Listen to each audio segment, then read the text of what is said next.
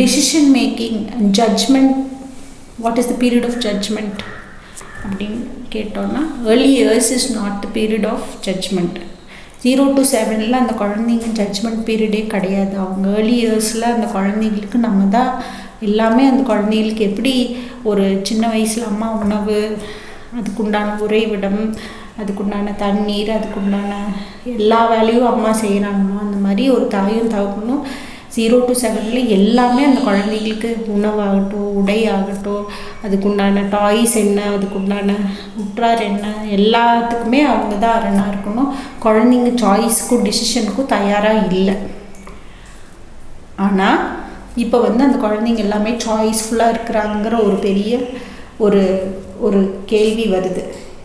என் குழந்தை இந்த ட்ரெஸ்ஸு தான் வேணும்னு கேட்குறான், அடம் பிடிச்சி நிற்கிறான், என்னால் ஒன்றுமே பண்ண முடியல, அது கொடுத்தா தான் அமைதியாகிறாங்கிற அளவுக்கு எல்லா குழந்தைங்களும் இந்த காலத்தோட நிறையா பெற்றோர்களுக்கு இந்த டிசிஷன் மேக்கிங் யங்லேயே வர்றதுக்கு உண்டான நிறையா காரணிகளை இப்போ நம்ம பார்க்குறோம்.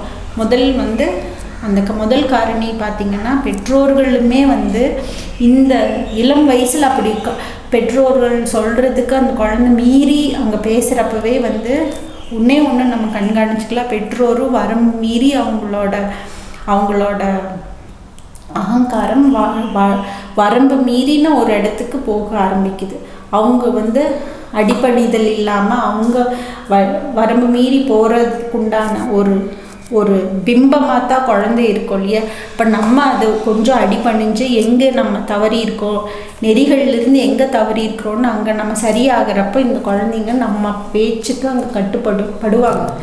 சப்பாத்தியா தோசையான்னு கேட்கக்கூடாது அந்த குழந்தைக்கு. நம்ம சப்பாத்தி தான்னா அந்த குழந்தை அமைதியாக எடுத்துக்கணும். அதுக்கு பசி இல்லையா சாப்பிடாம விட்டுருணும்.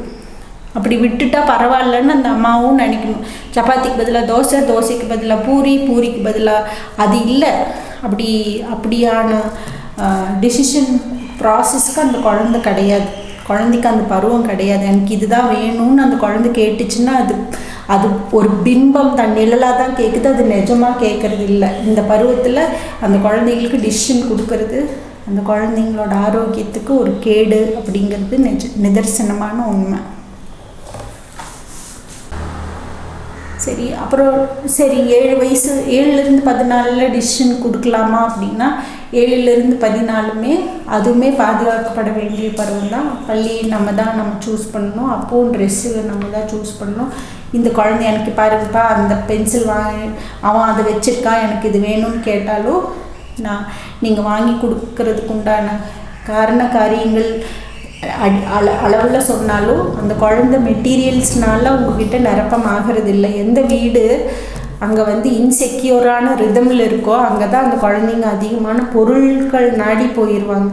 அம்மா அப்பா அங்கே கரெக்டாக ஒரு நெறிப்பட்டு அங்கே நிற்கிறப்போ குழந்தைங்க அம்மா அப்பா சிறிய பொருள் கொடுத்தாலும் அதை நிரப்பமாக வாங்கி திருப்தியாக வச்சு அதை பயணிக்கக்கூடிய ஒரு திறனுக்கு அந்த குழந்தைங்க வருவாங்க. அப்போது அந்த குழந்தைங்களுக்கு டிசிஷன் மேக்கிங்க்கு உண்டான பருவம் இல்லை. அதனோட எஜுகேஷனுக்கும் அந்த மாதிரி ஒரு தீனிக்கு இல்லை. அவங்க சின்ன சின்ன டெஸ்ட்டுக்கு அவங்க ப்ரிப்பேர் ஆகுறாங்க. சின்ன டிக்டேஷன், சின்ன டெக்ஸ்ட்டு, சின்ன அந்த குழந்தைகளுக்கே உண்டான வெற்றி தோல்விகளுக்கு அவங்க தயாராகிறாங்க. இன்ஸ்ட்ரக்ஷன் லேர்னிங் ஓப்பன் ஆகுது. ஆனால் இருந்தாலும் குழந்தைங்களோட டிசிஷனுக்கு இல்லை. டீச்சர் என்ன சொல்கிறாங்களோ அந்த கட்டுப்பாட்டுக்குள்ளே இருக்கிற குழந்தைங்க அந்த டீச்சர்கிட்ட ரொம்ப ஒட்டுதலாக வராங்க. அந்த ஸ்கூலுக்கு பிரியமாக போகிறாங்க. அம்மா அப்பா சூஸ் பண்ணி கொடுக்குற ஃபுட்டு, கொடுக்குற ட்ரெஸ் எல்லாம் எடுத்து கொண்டு போய்கிட்டு இருக்கிற பருவம் தான் இப்போ தான் இருக்குது, நீடிச்சிருக்கு. ஆனால் இன்னும் கொஞ்சம் நம்ம வேறு பருவத்துக்கு உண்டான வேலைகள் அந்த குழந்தை செய்ய ஆரம்பிக்கும். அதுக்கு நம்ம தயாராகணும்.